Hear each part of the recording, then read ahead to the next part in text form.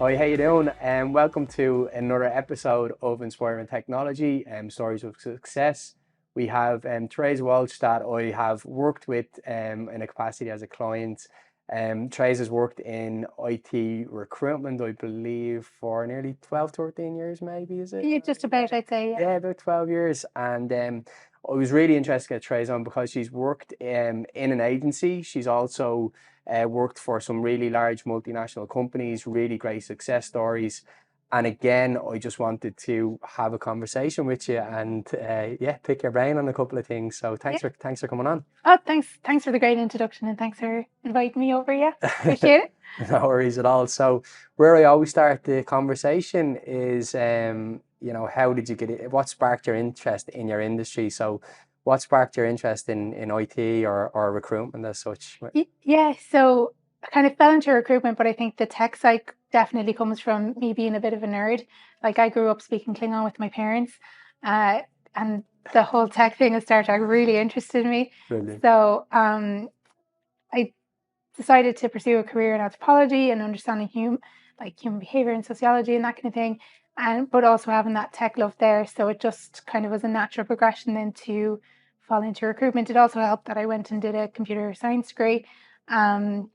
So yeah, it just kind of then And within sent to. computer science, then what was it that you were studying then within computer science? So Java mainly. Now this is a long time ago, so tech has definitely progressed since. So Java, So you were on the networking. dev route, were you? Yeah, I was. Dev was definitely something that I was interested in, just to see, because it's like language. It is another language, Yeah, of and course. being able to speak languages is something, again, that's always fascinated me. So, back from Klingon, and yeah, so just that using that language to make something work was something that just, I don't know, just was brilliant for me. So yeah.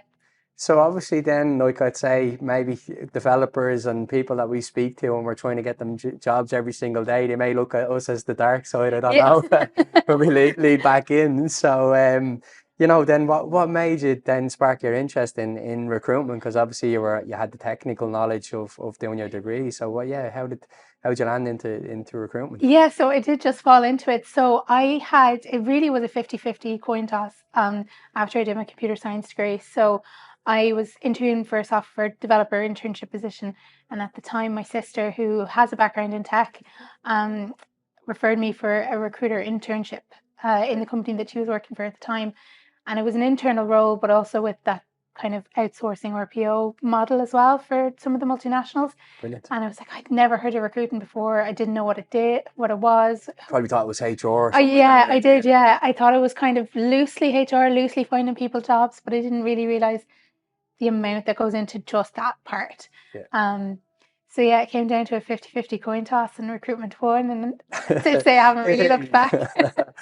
Brilliant, excellent. So you obviously remember how you got that first role, and then within agency, then was it that you were working on an RPO project? Was it for companies at that time? Yeah, so I really enjoyed when I went into that internship position. What I really enjoyed was the fact that we were working not only for internal but for outsourcing with one or two kind of clients. Yeah. And that part really interested me because it's understanding the nuances of each client and each role.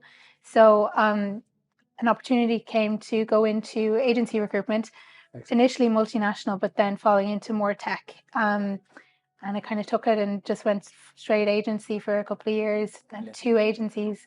And I learned so much from them about the world, not only of non-tech, but tech and how that works and how each company is so different and each manager is so different in terms of their ethos and that. And then you get the element of obviously business side of things as well. So it's not, obviously just recruitment. There's obviously, the sales aspect of it as well. Because a lot of people, a lot of people might not realize that, recruitment, they realize they might think that you have, loads of clients and you're just feeding candidates into those companies. But there is obviously that, as you said, BD, there's those elements and factors of business development as well as recruitment. So you were in agency then for a bit of time. So how did you find working in agency?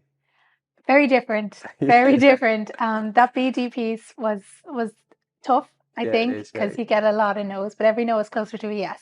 Yeah. And then finding the balance and really kind of trying to convince clients, I guess, that you are a partner. You're not just an agency. You're not just doing, yes, you're doing recruitment. That's a huge part of it. You're sending candidates, and you're screening them and all that kind of stuff.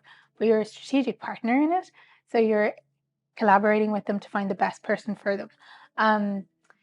I worked on the contract and the permanent side. Brilliant. So that was really interesting to see the differences there, because I think for permanent recruitment, especially in tech, there's so much more focus on the right fit, like the perfect fit. No one's ever going to be a perfect fit. They're going to be the right one. The shopping list, the unicorn, the purple squirrel, all that kind of stuff.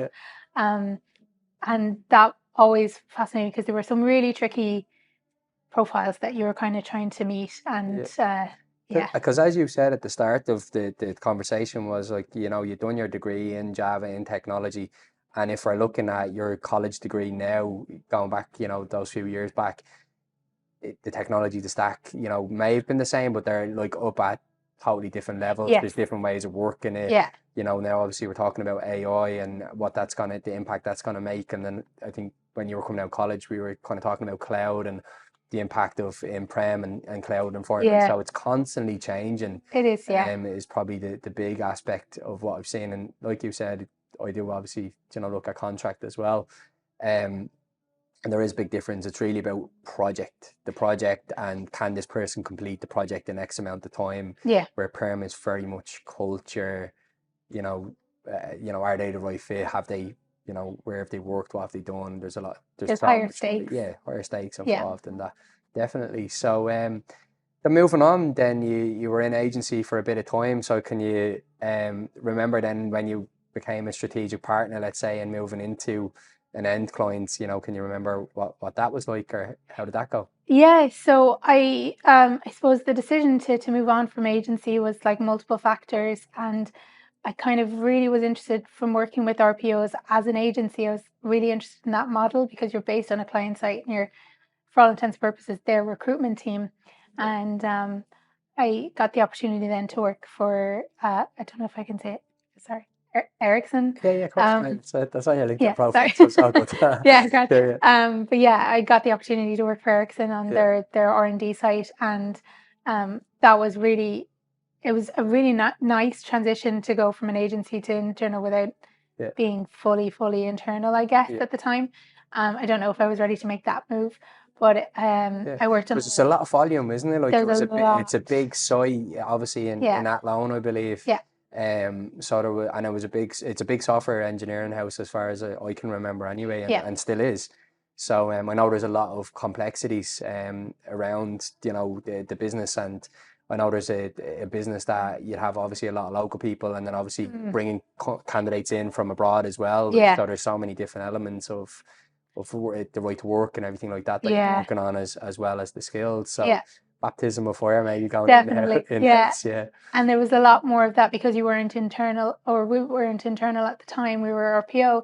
It was still that agency aspect of getting the buy-in from the managers and stuff like that. And thankfully, you know, there's really great managers in, like Ericsson is honestly just such a fantastic, nothing but positive memories about with them. And they brought in, so when I started, it was mainly graduate tech. So we would do maybe 100 to 200 graduates and interns a year, and that's a huge undertaking, as a massive, and it's so, everything has to be planned perfectly. And myself and a colleague also had to do that when COVID hit. So then it's a whole lost in a spreadsheet. It was like, how do we shift the interviews to that, aptitude tests, all that kind of stuff, making that shift. And it was one of the best challenges in my career, was looking at the graduate kind of tech stuff, because there's so much enthusiasm around it and so much investment goes into graduates. That kind of leads me on to my next question there, like within graduates, and obviously, you know, we have seen a difficult market over the last 12 to 18 months. So, you know, if you were to give advice to the grads, and obviously you've placed a lot of them into the company where you were, so like, what would your advice to be for a grad looking to stand out in a current marketplace? Because right now they may not have ever had commercial experience, but you know, what has stood out for you when you were hiring people into graduate positions? So I suppose practically having more experience on your CV over additional projects, or like your thesis project and stuff, and having more information on that. And then if you're interested in kind of extracurricular activities relevant to the job, having them on your CV is, an easy practical thing. So within thesis then, like obviously everyone are talking about like AI and Gen AI and how all that's going to, be implemented over the next 2 or 3 years. So we know that's where the market is shifting towards. We've seen it with cloud and other technologies. So would you be saying if you have the opportunity around your thesis to look at certain industries within AI and stuff like that, that might, help you stand out that little bit better, where you're seeing your career is going to move to maybe finance, software development, or startups or whatever, but to then make your thesis focused on those industries that you're potentially looking to go into? Yeah, absolutely. So like looking at what's out there, looking at what companies, if you do your research on the kind of companies that are out there and see if there's anything out there that they're working on that you're interested in or have a mild interest in, focusing based on that. Other resources for graduates then that I would recommend are things like GitHub, like having your GitHub on your CV if you're working on different projects. Because some recruiters, I would put a lot of weight into GitHub sometimes when I was sourcing for them to see what was there. And then things like Reddit, I know the Reddit, but because you can get all kinds of things. I think Elon Musk said that you can, with YouTube and Reddit, you can put your whole family through education. The education system. Just go to Reddit and YouTube and you'll be grand. Yeah, but like it's such a valuable resource at the end because like graduates can just like there's an Irish dev channel that people can go up and graduates can go and ask genuine questions, get genuine feedback. Because if you're asking people and recruiters, we're paid to tell a certain story and we believe in it. And obviously we wouldn't be recruiting for the company. But if you run a really good idea of what tech is really taking off, what companies are really taking off and what they're actually doing, Reddit is a really invaluable source for that, I think, in my opinion. Yeah, no, that's really interesting, especially Reddit. And like I said, I think every leader that I've spoken to over the last, 6 to 8 months, I've really said that about going the extra mile to do your research and finding out exactly where you're going to land. Tim, who I had on the last episode, Tim was saying that his thesis was all around finance, and that thesis led him into his first role, which was a difficult period at that time. I think it was the .com crash and stuff like that when he came in and got the opportunity.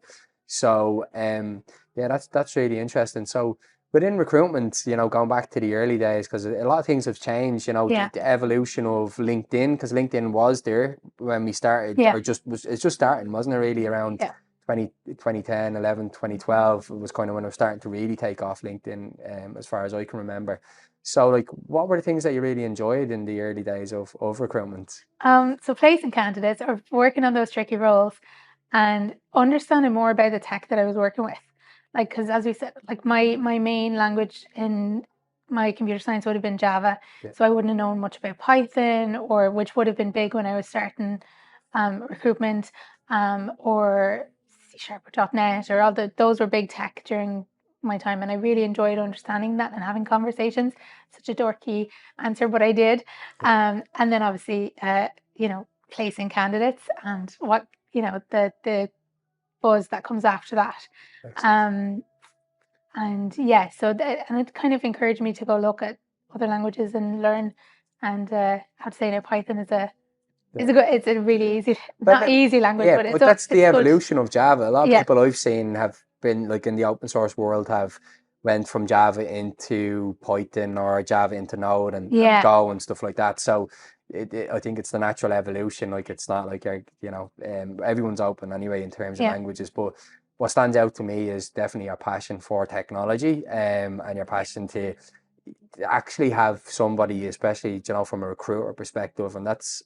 For me, I got in quite young into recruitment, and I remember my director saying to me, "You're young, you look young, not anymore, but you need to go and be the most knowledgeable. So if you're the most knowledgeable person in the room, you may be young, etc., but if you've done your research and you know everything in the sense of technology, what they're looking for, where they're getting the candidates from, the pooling, the passive candidates, all of that good stuff, you'll stand out." And that's what comes across for me is like, it's not you're placing somebody, it's another placement. It's, I want to know why the technology works. Why do you want to pick these people?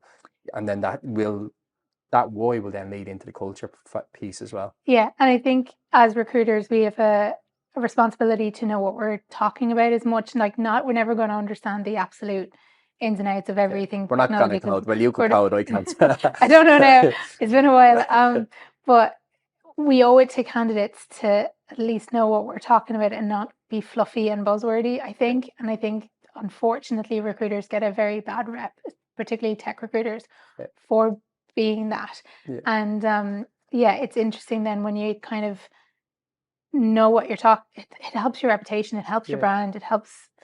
It leads back into honesty as well, though, because like we have to realize as well in recruitment there is there is a lot of movement, a lot of churning in recruitment, but as well for like being honest with candidates to say, listen, I'm only in the industry 3 or 4 months, and I may not know everything right now, and I always found that quite good for me in the start. I never said like, do you have this and this, and it was more so like, I want to know what you're looking for.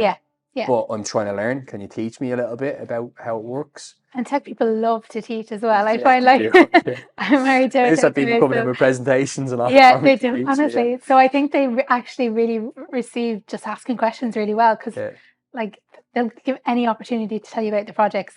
And that's a sign of a good candidate as well, is when they're actually wanting to tell you all about their latest projects and what they're doing and everything like that. So obviously then within Ericsson and you've went up the ranks and you've done quite well then, like within being in-house and you've advanced and grown. So like within leadership, because I appreciate you have went up levels in terms of leadership and what you're doing. So like, what drove you to become a leader, or what was that moment?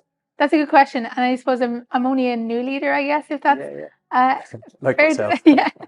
And I think a lot of what drove me was being in teams with very strong leaders who support and challenge as well. So I wanted to be that to people, and I wanted to like I see there's loads of opportunities within recruitment to make our lives a little easier, because I feel like recruitment is can be very much admin and thing, and there's not a lot of opportunity then to be strategic and partners and collaborative and looking at how we can change the game a little bit. So I kind of wanted to take that thought process and help make things a little easier for teams, and influence change where I could. I don't know if I'm particularly good at it yet, but that's what I want to try and emulate, the leaders that I've kind of worked with before. But you've, like you said, you've came through agency, you've been in large companies, you've been a part of probably every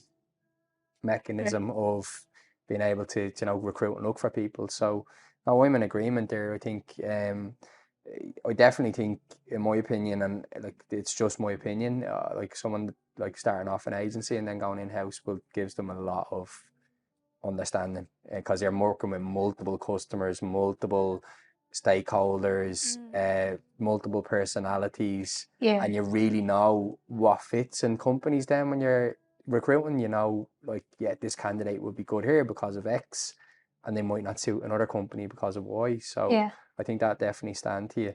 And then kind of leading on to then the leaders that kind of most inspire you or have inspired you, who would they be? That's a really tough question, because there's like, we have time. We have time. So and it's going to be such a fluffy like answer, but honestly, I think in my career there's been there's a key difference between managers and leaders.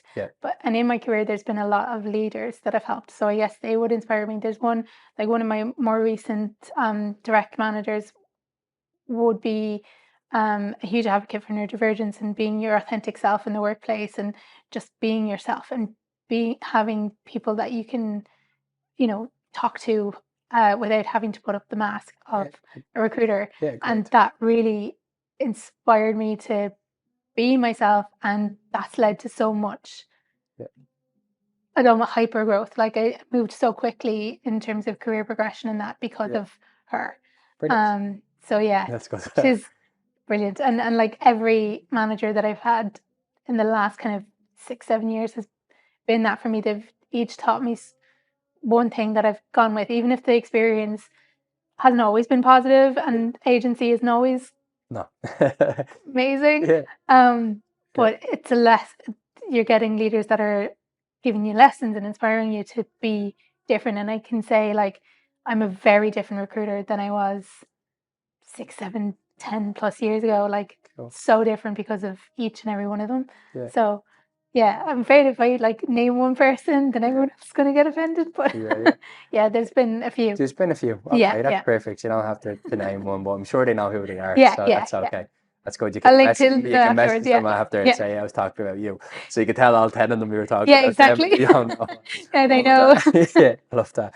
But yeah, so like also then just with what we've seen obviously over the last 18 months in particular, like we've seen challenges within the sector. Like if we're being honest, like COVID for IT was fantastic. If you look at the company share prices and everything like that went crazy because everyone were at home ordering online, and the capacity of needing people. You know, some companies may have overextended in terms of what they thought was going to happen.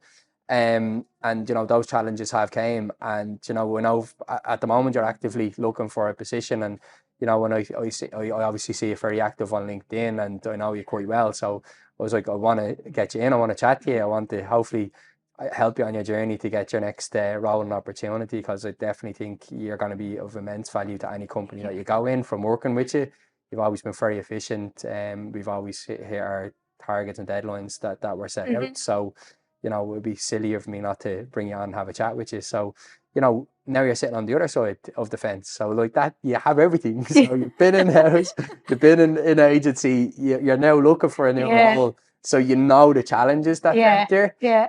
So give us a bit of insight, like how have you found trying to find a job? And then, you know, what are the things that you're going to take when you come into your next job, which I know will be very soon?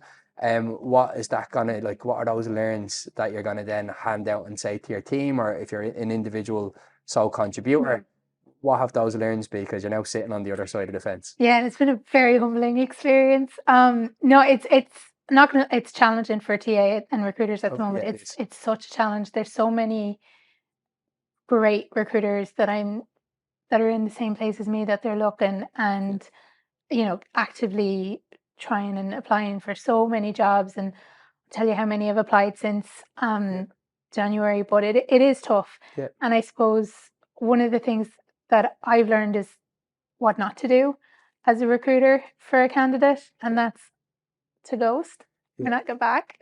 I think that's the one pet hate of all candidates, isn't it? Like, hurts you more when you're on the other side. But that's it. And but like your intention and my intention is always to get back to candidates. You know what I mean? But there's so many right now. You know, the market is quite candidate driven, and there's so many candidates applying to you. There's only so much time in a day that you can get back. But I always do, like, if a candidate has interviewed, or a candidate, you know, you've had somewhat engagement with them, it's just being honest to say, I don't have roles right now, but if the right thing comes up, I will be in contact. You know, that's it, exactly. It's just setting that expectation, I think, isn't it? It sets you apart as well. Like, even if you're just taking, and I used to do it in my agency days, and I try and do it now, and I can really tell when some other recruiters are doing it, is Friendly Fridays. So like taking Friday to update candidates. You might not have Friendly Fridays. It's brilliant. I learned that from my very first agency, and it's one of those that just stuck with me. And it's even if you don't have news, like, we mightn't hear back from the hiring managers. So much is out of our control. But what we can control is keep candidates informed, even if we don't have anything.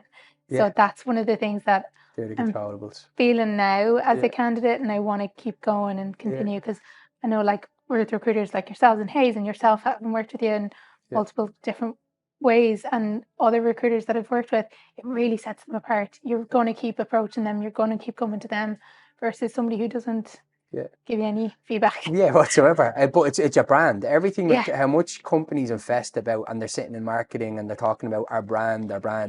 Like, your brand is the, like, biggest piece is probably recruitment. There's people are coming in and meeting you, are interested in your company, and then getting knocked back. Then they're like, actually, you know, it's like that. In Nigeria, where people say, "Don't meet your hero." So you know, it's that piece. But I definitely think, like, feedback, and again, I think companies need to understand a little bit more. I appreciate they're really busy too, but on my end, I think even 1 or 2 lines just to say, you know, even if you don't get through the culture around, why wasn't it the culture? Was it more so that I've, you know, maybe job hopped a little bit, or, you know, is it how I come across in the interview, or am I maybe a little bit direct, or, and I know there's sensitivities around that, like about giving that good feedback to have. But I think just even 1 or 2 lines just around, you know, or, you know, there's companies there that we just don't give feedback, which we respect. But I think if people are spending so much time researching your company, putting their application together, a lot of the times changing their CV to the job specs that get picked up on algorithms or whatever maybe. AI. Yeah. So all of those different things. But I think, feedback is definitely a big piece.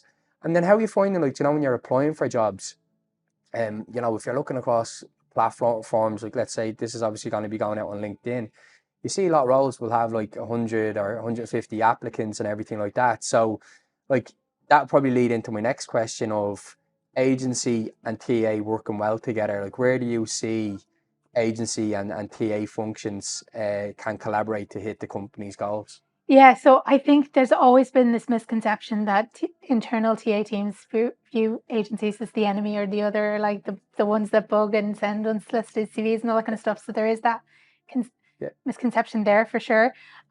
Anytime that I've been working with agencies as an internal, it's always been about a partnership.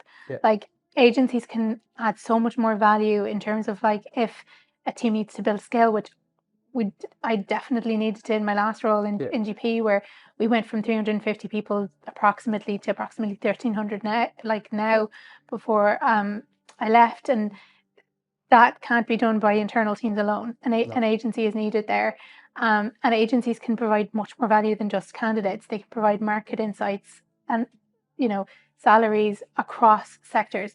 When you're an internal recruiter, you have that perspective. You may have market insights from other third parties, but you only have your own perspective.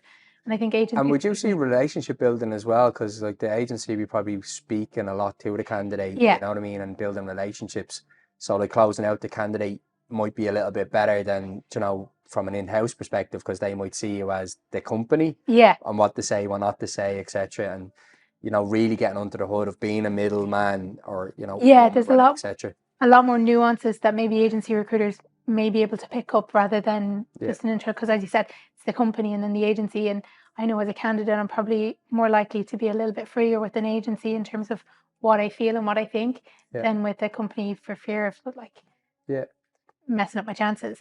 So I think it's often kind of a warm lead into getting a job or getting a candidate. And I think agencies can be a really good partner for that. I don't want to make a salesy, because that's not what this is all about. But another thing that I always find, you know, when we're speaking or with TA or HR, or we're trying to, you know, add value to the company, a lot would obviously come down to our terms of business and rates and costs and stuff like that. So that is the piece. But like when you're in those conversations and they're going out to agency, they're factoring obviously the cost of agency, but are they also factoring in, like, if we don't get this person, this is the impact it will have on our company, and the impact that the fee that you're paying an agency is actually minute to what these people can achieve to where the company's goals and expectations are of the company? Yeah, that's a very difficult conversation that sometimes we have to get into as internal recruiters with stakeholders and managers and stuff like that, as to what the pros and cons are and what can actually be lost. Because if we go out to an agency, we might find a candidate quicker. It might be a little bit more expensive, but we're finding them quicker than having a role open for months and not being able to not getting anywhere, because agencies have a lot more resources as well. They have things like Monster and their own ATS and stuff like that. So they have a lot more resources. And I'm not trying to be biased towards agency, because I do really love internal as well. But there's that element too. And so when you're negotiating fees and stuff, it really is it's never an easy conversation with stakeholders and that to try and to get thrown off from to buy in. But as you said, roles could lie open for months and then they're not hitting their technical objectives and targets as a company. So it's good to get some insight to that. And so then touching on like where you're at, because I do, again, I want people to know like that you're actually looking at it, and we spoke about that already. But it just goes then into terms of job titles, because obviously I'm, you know, helping out and I'm looking at your CV and everything like that. And just to give an idea of where the strengths that you have, like what do you feel like are the strengths that you can bring to you know, your next role internally and stuff like that. Because I appreciate, you know, you when you got promoted, it's a kind of senior operations type of role, but I know you have so many different levels of skills that you have, and I know sometimes, like you said, when someone's going through 100 applications on a LinkedIn or whatever, sometimes they might be just looking at your job title. So yeah, so what do you reckon, like, if a new opportunity came up, not putting the sub spot Dragons then but no, I like to, just because I know that there is those challenges with job titles and where you've came and what you've done, and people might see it as being, you know, crazily senior in what you're doing, or maybe, you know, not this, that and the other. But like, from speaking to you and what we just spoke about right now, I know what you can do, etc. So like what are the types of roles that you'd like to do then, let's say, as a better question going forward? I love the process and operational side of things. Like, I really feel like with my last role as TA ops manager, I found my niche there. So being able to look at operations and processes to make TAs and recruiters' lives easier, because with AI and automation and things that are available now, you can almost get bogged down by it, because it's there to assist you, not to do your job for you, I think. So looking at those and looking at ways to improve and make it easier for us to get back to candidates, for us to do our thing. So I love that operational piece. I could talk for hours about that alone. And I want something that is like that, but and more strategic, more looking at the whole thing, and seeing how we can make things different if they need to be made different. So I love that operational piece, and then that tech piece as well. Looking at, like, I do love the tech recruitment side as well. So if that was to come up, I would be very happy to. Yeah, because you love engaging with candidates. You love understanding the technology or understanding the why they're looking. So, because that's what I'm trying to, like, get at as well. Like, yes, you've worked for, you know, Ericsson and Globalization Partners and stuff like that, which were, you know, big operation in terms of Ericsson have always been, but Globalization Partners, as you said, go from 250, 300 up to 1,300 people. It was a large scale project, but you have the ability, in my opinion, to go into a smaller house that maybe, you know, looking to scale to maybe take on 10, 20, 30 people. But the value that you can add is immense to that company anyway. Just in my opinion. I'm biased, but that's what I'm saying. Like, because that's what people can look on the CV and maybe say and determine that. But I know what you've done, again, through agency, working on smaller projects, delivering for those projects, and looking at things in depth and detail. So anyway, I think hopefully LinkedIn will pick it up, and hopefully people will start getting in contact with you some more, which I'm sure they will. But you know, let's get away from the business world and all that stuff that we were chatting about. So favorite books and any kind of podcasts or anything that you listen to, that's always, you know, the last question that I like to go with. So is there any ones that you would recommend to people, and books, and why those books? So books, maybe I'm a big sci-fi fantasy, so maybe recommendations people can contact me on LinkedIn for developers. There's people developers, they're definitely going to be interested, that's listening. So anything there's podcasts, and I do have a TV show that I'm like finally getting around to that I definitely recommend. The podcasts, I guess, would be Fixable and Squiggly Careers. So Squiggly Careers is really good for, like, business development, like managing your career and kind of looking at ways of thinking. So I was listening to one this morning about extroverts and introverts and how they make up teams, because teams full of very different people and how that works. So that's definitely. You can probably guess what I am. But so that's one of them. And then TV shows. Finally finished Ted Lasso. Have you seen it? No, am I wrong? Is it a football manager guy? And I'm not a football fan at all, but I think it's just one of the best shows. Right, it's on the list. I'm gonna do it. It's so good. Next time we're chatting, we'll be talking about Ted Lasso. It's so good, and it's so, like, emotional, and it's just, I think it was from the creator of Scrubs, and I think it might be better than Scrubs. Kind of controversial. But I think it's really applicable to, like, even business. If you're looking at a business head and looking at, like, career head on as well, it's like how somebody who is authentically themselves from the beginning, and how they progress in their career just by being themselves, and how they get the buy-in from people who aren't necessarily like that and don't like that. I just, Ted Lasso, yeah. Cool. And then the two podcasts that I mentioned that little.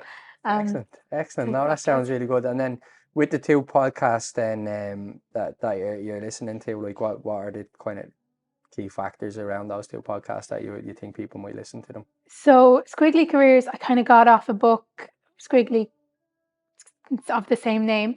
And I think what people can get out of it is career paths aren't always linear at all. Like you can look at different ways and some challenges and stuff like that.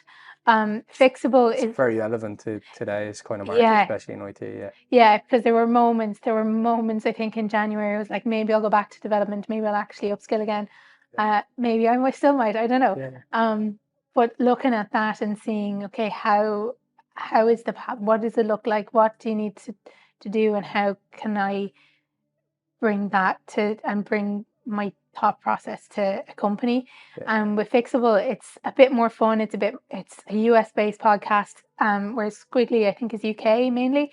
And with Fixable, it's more somebody coming into with a problem and trying to fix that as much as they can.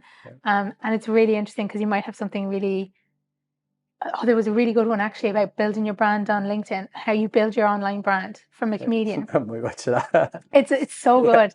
And it was so interesting to see, okay, you know, when people think about building brands, they think, okay, Instagram, Facebook and LinkedIn all in the one. That doesn't necessarily have to be the case. You could just have a brand on LinkedIn. You could just have a brand on Insta. You don't have to do all the things all at once if you don't like them. And how you manage to balance your brand with not all consuming work. It's like me, I'm very much LinkedIn and Instagram, or Twitter hasn't hit home. No.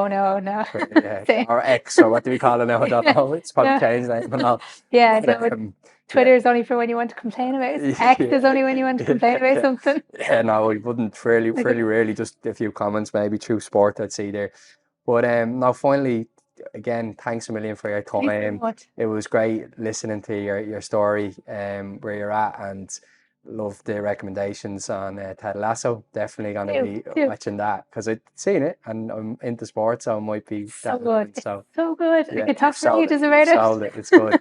But again, I'm going to be helping you, and I wish you well. Hopefully in the next couple of weeks or so we can get you back into recruitment, because you said talking about going back into development, I think it'd be a shame, because I think you have so much to give to recruitment. And especially, you know, I've knocked on a lot of TA's doors and to partner with me, and I've got a lot of closed doors, and you've been very welcoming for me. So, so again, thanks for your time. Wishing you a great weekend ahead, and Thanks so much. Thanks. Thank you. Cheers.